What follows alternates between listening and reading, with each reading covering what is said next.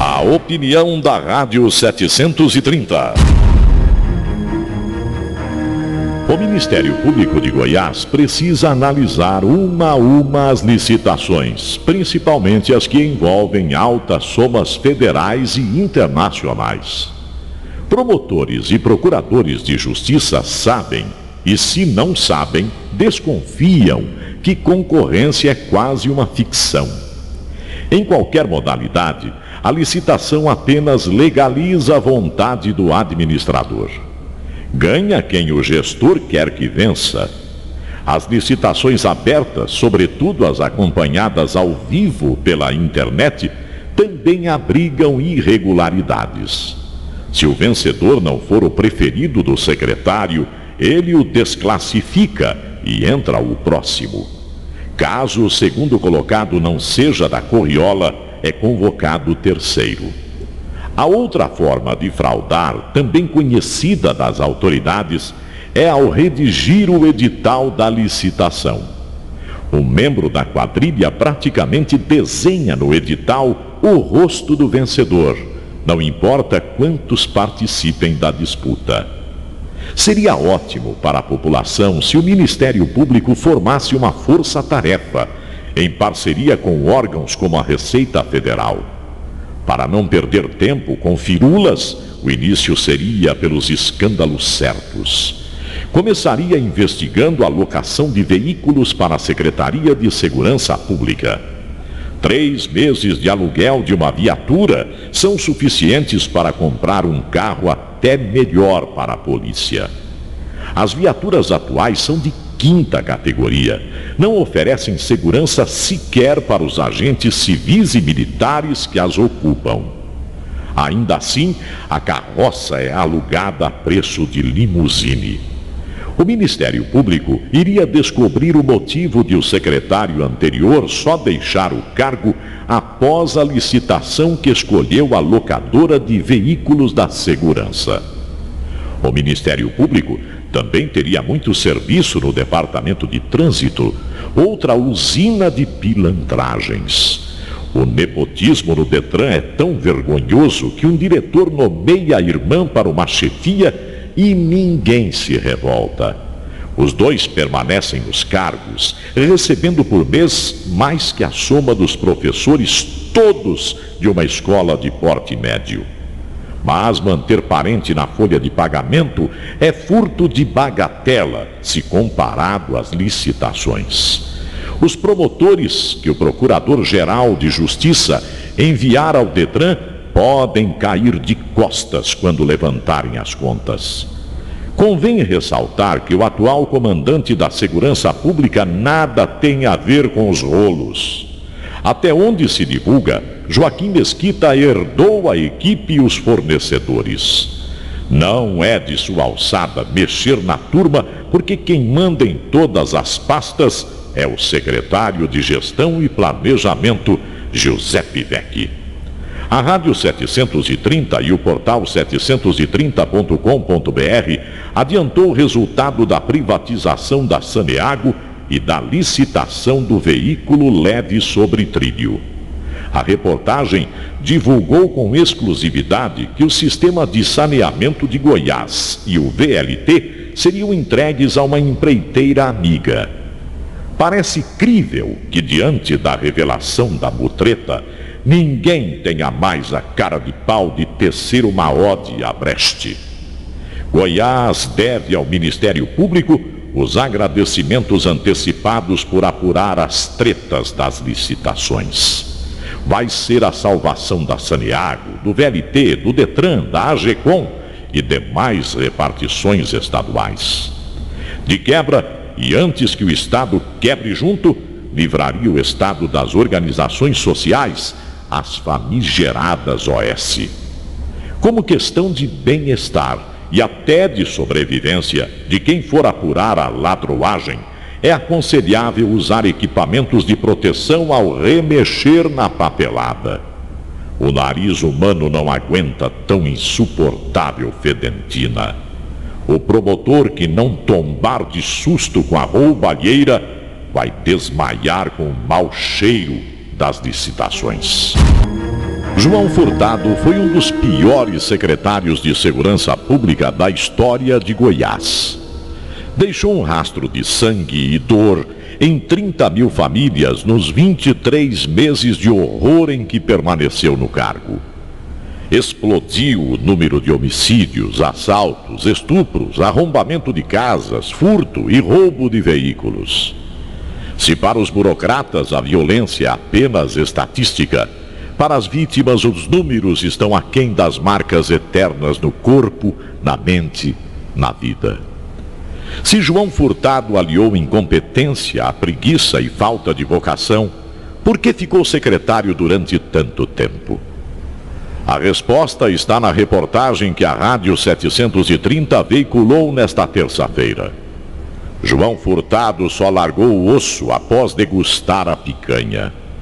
João Furtado alugou 994 Gols 1.0 por R$ 39.257 cada. Qualquer pessoa que for a qualquer concessionária da Volks vai sentir o cheiro ruim da falcatrua.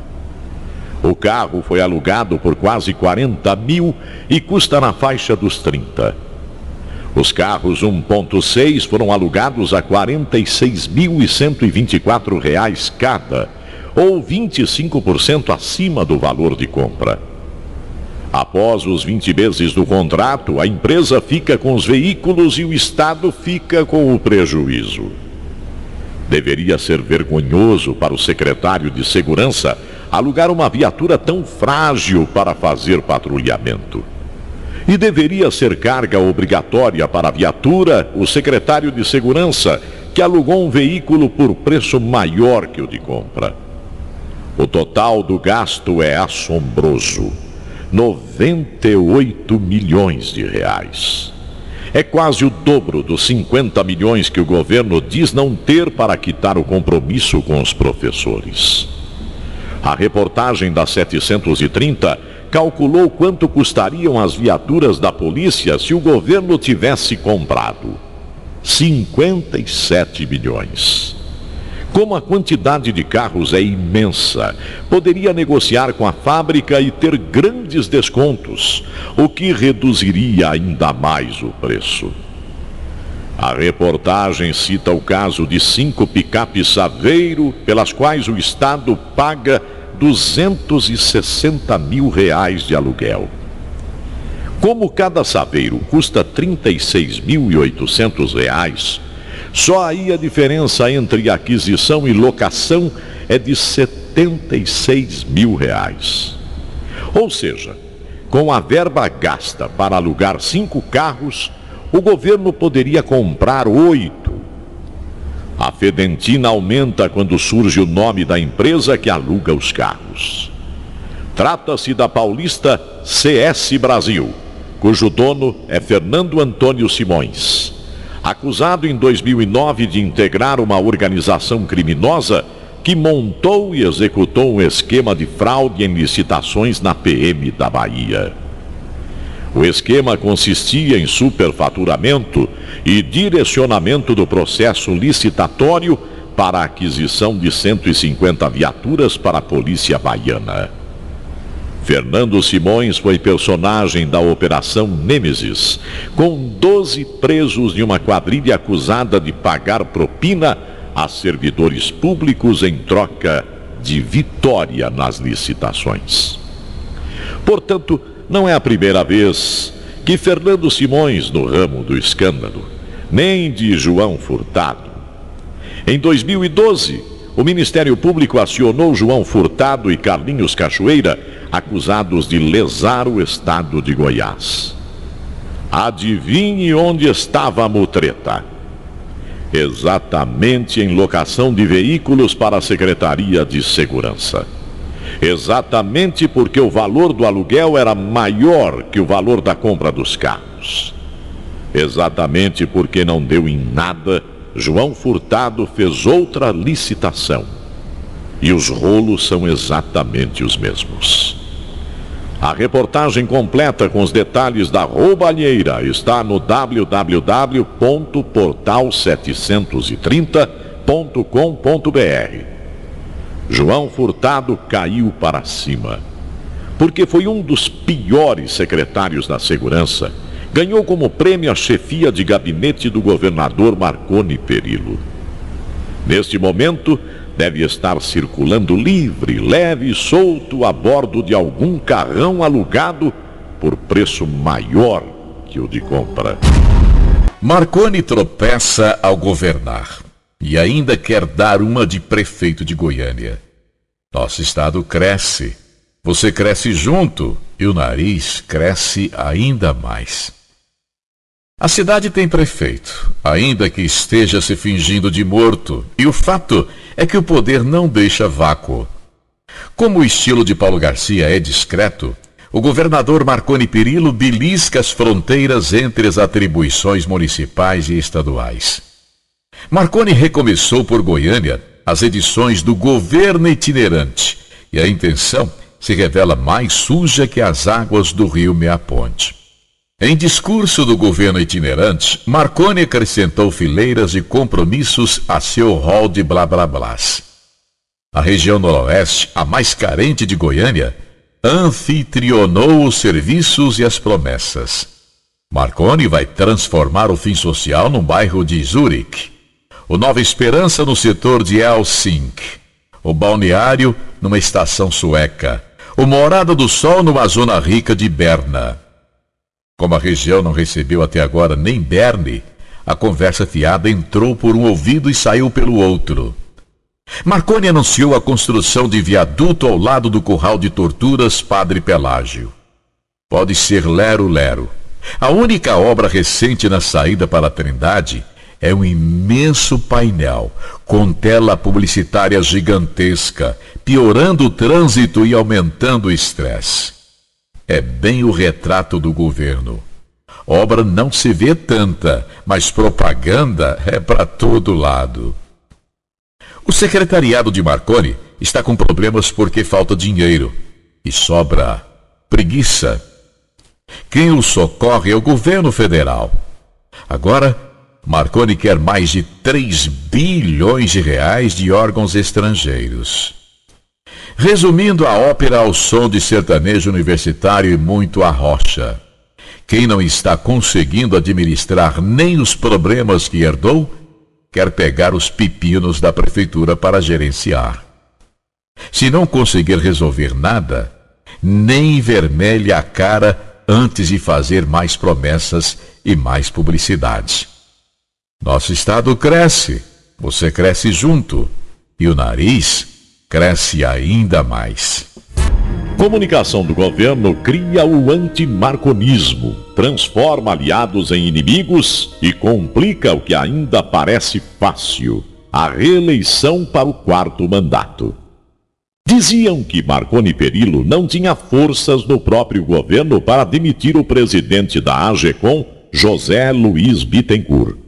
Marconi adiou a exoneração enquanto pôde, até tirar José Luiz da Agência Goiana de Comunicação.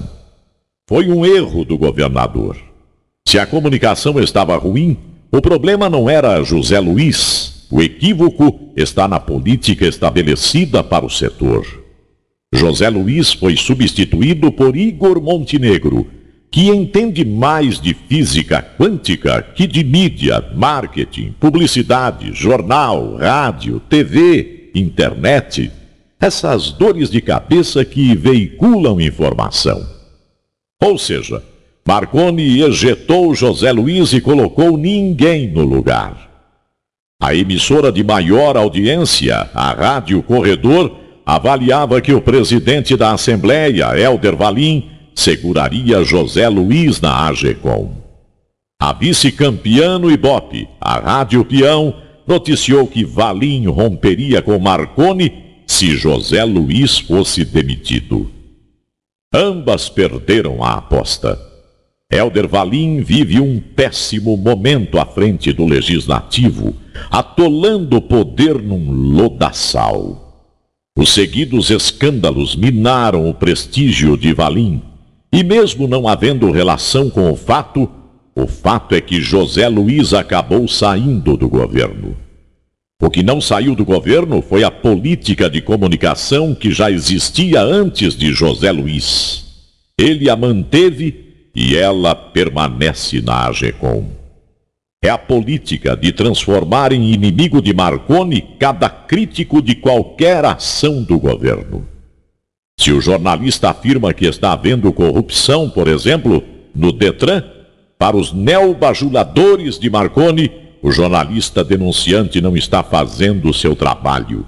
Ele é um safado, vagabundo, pilantra que participa de conspiração para derrubar o governo. Em vez de o governador agradecer pelo alerta, averiguar a denúncia e resolver a encrenca, age no sentido oposto. Transforma o denunciante em malfeitor do Estado, como se o digno de punição fosse quem traz a maracutaia à tona. A consequência é tão drástica que os bajuladores deram ao governador algo que ele desconhecia: o antimarconismo. E o antimarconismo é um bebê que nasceu robusto e não para de crescer. Até 2010, o eleitor podia até não votar em Marconi, mas também não lhe desejava o mal. Não está mais assim. Agora Marconi encontra resistência, inclusive, com quem o defendia ardorosamente. O detalhe é que quem criou o antimarconismo não foi diretamente o governador, mas a gentinha que ele nomeou para fazer exatamente o contrário. A diferença é que estão indo para a oposição personagens que conhecem tudo da cozinha do palácio. Podem não ser protagonistas, mas testemunharam a tessitura do enredo e são caixas pretas ao alcance da parte séria dos ministérios públicos, inclusive o dos tribunais de contas. Quando um aliado vira opositor, vai com muita raiva, muito rancor, muita sede de vingança. Podia até não somar muito ao lado de Marconi, mas ao mudar de margem vai ao menos tentar fazer estrago na imagem dele. Se um dos pistoleiros morais contratados por Marconi atinge a honra de um partidário do governador, a vítima não vai descontar na arraia miúda, mira no pescoço do chefe. Ninguém perde tempo em rebater os porta-vozes, vai direto na jugular de quem paga: Marconi. Ainda está fácil a reeleição de Marconi para o 4º mandato à frente dos destinos do Estado. Difícil é conter os desatinos de alguns dos seus remunerados agressores da honradez alheia. Desde 2010, poucos da oposição aderiram ao governo. Em geral, gente que não presta ou já está arrependida do ato. Mas muitos marconistas já desistiram de esperar pelo moço puro de 1998. Em geral, quem desiste é uma gente que não precisa do governo para nada, só para se orgulhar de dizer que Goiás implantou um tempo novo. Não há José Luiz Bittencourt nem Igor Montenegro que revertam um quadro desses. Até porque talvez seja isso mesmo que Marconi queira. Pode ser que Marconi já tenha desistido da carreira e prefira enfrentar sem mandato os processos que superlotam o Superior Tribunal de Justiça. Quem o conhece bem sabe que não é assim. Mas quem o conhece bem está ficando sem argumento para qualquer tipo de defesa. Marconi Perillo prometeu fazer o melhor governo da vida dos goianos. Era um trocadilho para rebater o slogan de seu então concorrente Iris Rezende, que garantia realizar o melhor governo da sua vida. Marconi prometeu e não cumpriu. Quem esperava o paraíso na terra está vivendo o inferno da violência nas ruas, dos quilômetros de crateras nas estradas, das drogas tomando conta de tudo, da selgue sucateada pela roubalheira, da Saneágua enterrada na valeta do descaso, do Detran engolfado pela corrupção. Levantamento criterioso feito pela Rádio 730 e pelo portal 730.com.br, conclui que a situação não vai melhorar. Não há tempo, não há recursos, não há vontade. A equipe deixa transparecer que está juntando o máximo de dinheiro possível para o pós-derrota em 2014. Conta em favor de Marconi o fato de seus adversários serem medrosos, incompetentes, apatetados e também de cauda presa nas irregularidades. Quando quem hoje é a oposição estava no governo, a segurança pública era deixada ao acaso.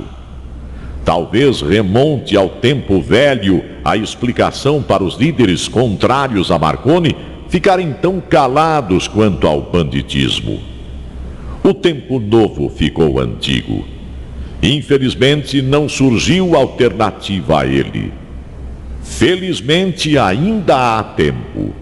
O que passou de hora foram as ações, que eram para anteontem e foram adiadas para sabe-se lá quando.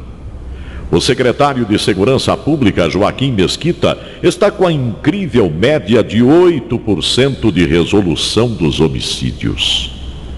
Nos primeiros 100 dias deste ano foram mortas 60 pessoas em Anápolis. A polícia gerenciada por Joaquim Mesquita desvendou exatamente nenhum caso. Em vez de dar condições de trabalho para a polícia apurar, Joaquim Mesquita faz o contrário. As delegacias estão aos cacos. Para mostrar mais fardas nas ruas, tirou militares de Anápolis e trouxe para Goiânia, piorou o que já era péssimo lá e não resolveu cá. Ninguém sabe o que Marconi acha disso, porque ele não move a língua para tranquilizar a população. Mandada por Marconi, a polícia se concentra num só crime, escala 100 policiais para o mesmo caso, não desvenda e parte para inventar. É o método Marconi. Já que não consegue impedir os crimes nem encontrar autores, o jeito é satisfazer a sede da turba e entregar às feras o sangue que pedem. O método Marconi é injusto, covarde e resulta no que se vive atualmente em Goiás.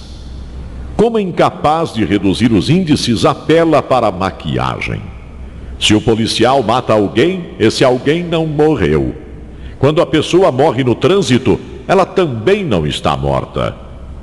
A estatística oficial não reconhece como assassinatos quando os homicídios ocorrem no trânsito e por agentes de segurança. Outra forma de minorar os números assombrosos é falsificar os laudos.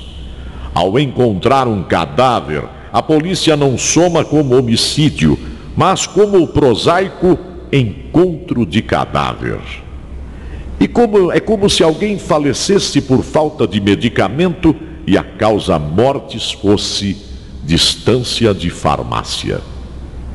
Escondendo a realidade de um lado, fraudando estatística de outro, escamoteando o que todos estão vendo. Assim segue o melhor governo da vida dos goianos. Não o melhor governo da vida de todos os goianos, mas pelo menos dos que servem à corte e dela se servem. O governador Marconi Perillo está sendo derrotado por alguns adversários fortes. Detalhe: nenhum deles é da oposição. Os maiores inimigos de Marconi estão sob suas asas, mas querendo arrancar-lhe o bico. O voo do governador tem sido longo desde que saiu do ninho de Henrique Santilo. Pousou na Assembleia Legislativa, passou para a Câmara dos Deputados até alcançar o ponto mais alto de Goiás, o Palácio das Esmeraldas. Só que no percurso, Marconi foi agregando parasitas que agora o estão depenando. Enquanto as oposições batem cabeça, os secretários de Marconi apanham das dificuldades.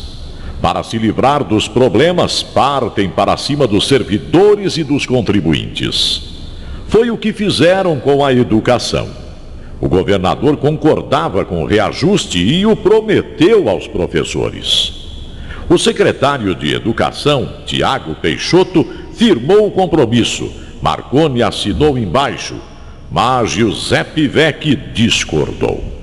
Desde então, o governador sofre desgaste seguidamente, pois a discordância de Vecchi significa que não adianta Marconi concordar. Os estragos que Vecchi provoca na imagem de Marconi, nem 2 dúzias de Mauro Rubem conseguiriam. Mauro Rubem é o deputado que melhor representa o ideal de oposição.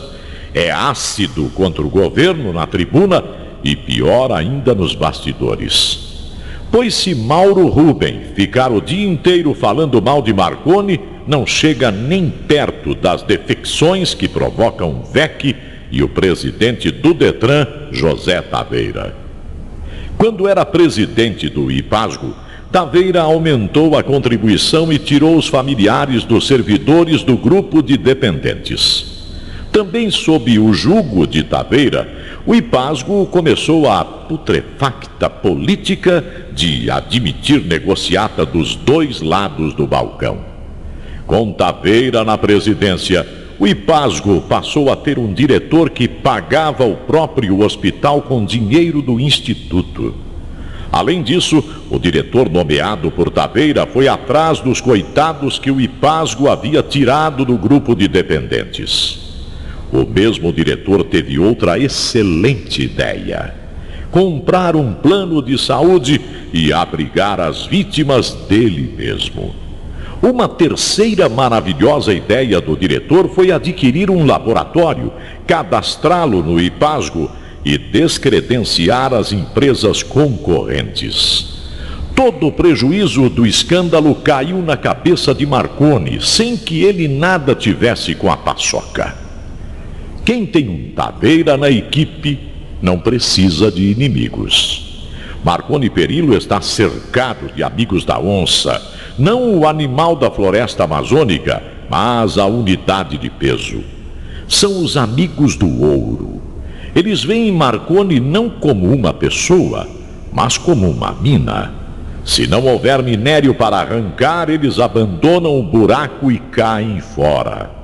Para esse grupo de secretários, Marconi vai perder a reeleição e eles têm que juntar o máximo de dinheiro possível. Para já, para ontem. É tanta torcida contra que o time parece ter desanimado. Ao contrário do governador, que se esforça para cumprir as promessas de campanha e impor nova derrota aos adversários.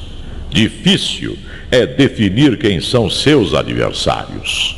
O PMDB, o PT, o PSC e outros partidos da base da presidente Dilma Rousseff combatem o governo estadual, não o governador.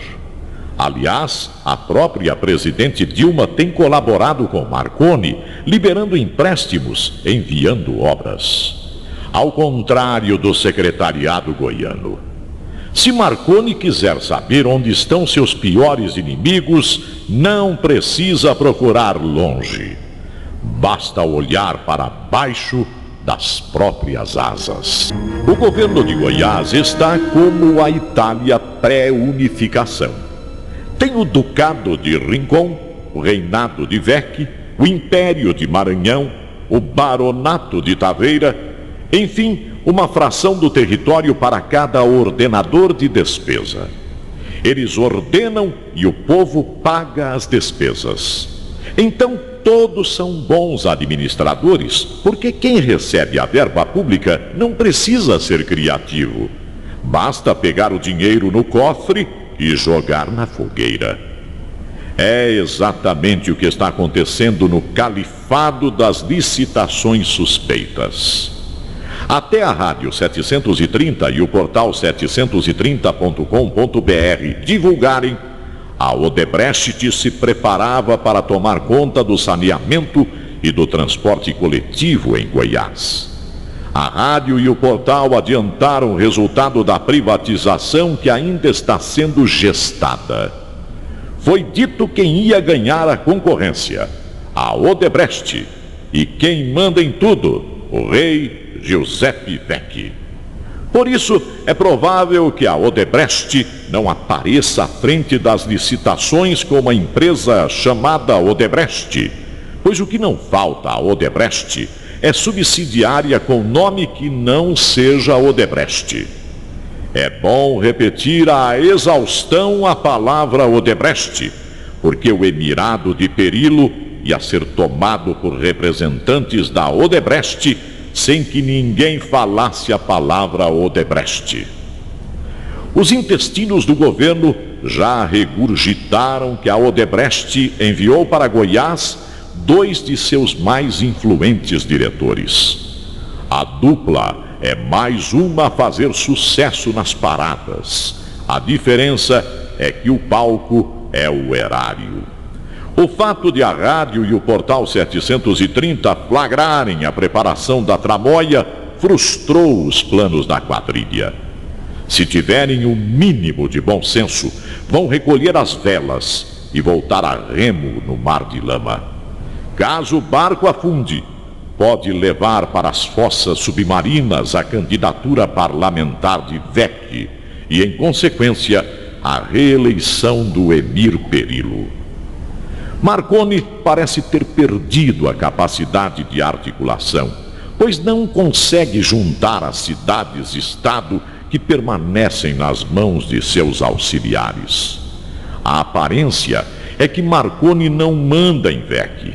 Marconi não sabe o que José Taveira e sobrinho estão fazendo no Detran e no IPASGO. Marconi não tem a menor noção do que ocorre na AGETOP e até por isso esvaziou as funções de Jaime Rincon. Marconi não tem conhecimento do que Carlos Maranhão quer com veículo leve sobre trilho. Na origem, o VLT era uma solução para 2 gravíssimos problemas de Goiânia: o trânsito e o transporte de passageiros. Como está, o VLT terá a eficiência de um bonde puxado por burro ou junta de bois carreiros. Ainda está em tempo de Marconi reunificar o Estado. Quando o contribuinte paga impostos, supõe que os recursos sejam para investimento na melhoria de Goiás, não para divisão entre os brigões das secretarias. Se Vecchi deseja reinar, que volte para Itaúsu e ganhe a eleição para prefeito, mas seus votos são insuficientes para elegê-lo conselheiro tutelar. Carlos Maranhão também quer ser imperador, mas não conseguiu fazer do filho vereador. Taveira pôs o sobrinho no IPASGO numa eleição fake, arranjada nos porões do Papelute, o Palácio Pedro Ludovico Teixeira. Portanto, Marconi está mal arranjado. Seus auxiliares não querem auxiliar, querem governar, e não tem voto nem para encher um cofre de porquinho. Apesar de que, quanto mais porco é o ocupante de cargo público, mais seu cofre fica cheio. Segurança Pública, de faz de conta, prefere contar os cadáveres a proteger a sociedade. A cidade é um amontoado de corpos, e o fato é que vive-se um tempo de intranquilidade. Enquanto os chefes da Segurança Pública comemoram vitória sobre coisa nenhuma, aparecem os dados do primeiro quadrimestre. O Jornal Popular mostra que de janeiro a abril deste ano, 201 pessoas foram assassinadas em Goiânia, apenas em Goiânia, mais de 50 por mês. O governo deve estar orgulhoso de ter batido o recorde da carnificina de 2012 e de estar quebrando as próprias marcas em 2013. Não foi fácil superar os 185 cadáveres estendidos nos 120 dias iniciais do ano anterior. Para isso, a Secretaria de Segurança Pública teve até outubro João Furtado, seu titular mais fracassado de todos os tempos. O substituto Joaquim Mesquita está comendo o pão que furtado amassou. A violência avassaladora é herança. Não foi Mesquita quem contratou a empresa picareta pagando por locação mais que pela compra de viaturas. Mesquita encontrou a terra arrasada, fértil para produzir resultados assombrosos. Durante muito tempo ainda, Goiás vai continuar colhendo os frutos podres da péssima gestão de Furtado. Na capital, a média ultrapassa 2 mortes por dia, todos os dias, se a polícia não maquiar os números. Porque não considera crime quando alguém é assassinado no trânsito. Quando se depara com alguém morto, ela ignora as facadas, os tiros, enfim, as lesões que evidenciam o homicídio e registra a ocorrência não como assassinato, mas como encontro de cadáver. Mesmo assim, mesmo fechando os olhos para as vítimas do trânsito e dos assassinos que fogem, as forças de segurança perderam a luta para os bandidos. Como no poema de Belchior, eles venceram e o sinal está fechado principalmente para os jovens. Para conter a carnificina, a providência número 1 seria admitir o fiasco, mudar o que está errado e proteger a sociedade. Mas não, preferem bater recorde de corpos inertes, inclusive os próprios. É uma segurança de faz de conta com quem a população não pode contar, porque a política é contar os cadáveres, não salvar os vivos. Goiás vive os últimos dias de tempo novo. O carcomido slogan de uma época que era para ter sido e que não foi. É o que se deduz não da opinião dos opositores, mas da ação dos aliados do governo. Os palacianos parecem reviver os últimos dias de Pompeia, de Pompa, de Fausto. A pressa em juntar as notas se justifica. Alguns componentes da equipe não têm a mínima condição de competir no mercado de trabalho. Então, fora do poder, só resta a esses inúteis aderir aos vencedores de 2014 ou moer o patrimônio. Quase todos estão milionários, com bens em nome de parentes e amigos, fazendas imensas lotadas de bois, empresas em outros estados. Quem está rico pretende se locupletar ainda mais. A quem não tem patrimônio, cabe roubar o máximo possível até o fim. A pressa em juntar verba se justifica pelos dias difíceis que virão. Se o próximo governador sair dos núcleos de Ronaldo Caiado ou Íris Rezende, a turma atual terá muito a explicar. Caiado não se esquece de nada do que lhe fizeram. Íris relembra todos os dias o sofrimento do irmão, Otoniel Machado, que o PMDB considera vítima de perseguições. Íris e Caiado vão partir para cima, com investigações sobre a herança de 16 anos de mando.